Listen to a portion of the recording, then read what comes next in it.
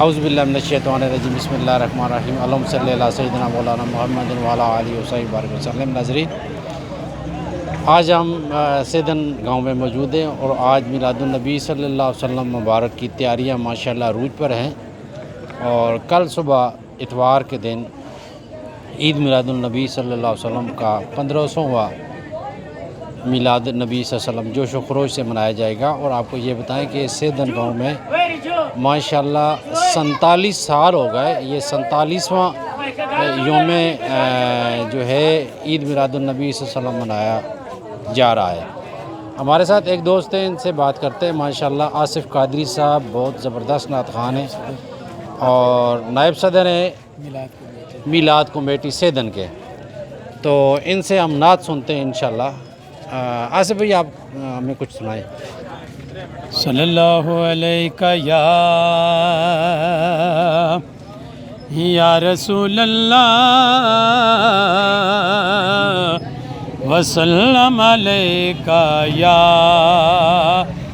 हबीब अल्लाह। जश्न सोहने दे मनाए ते कमी रहंदी नहीं।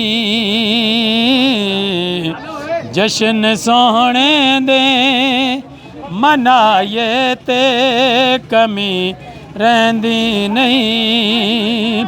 गीत सरकार दे गाए ते कमी रहंदी नहीं। जश्न सोहने दे मनाए ते कमी रहंदी नहीं। मारा खा खा के बिलाला कदना लैंदा सी। मारा खा खा के बिलाला कदना लैंदा सी। चढ़ के नेज़े ते ओही बिलाल कहंदा सी। यार लई मार जे खाए ते कमी रहंदी नहीं। जश्न सोहने दे मनाए ते कमी रहंदी नहीं। बहुत शुक्रिया जी, बहुत शुक्रिया, जज़ाकल्लाह खैर।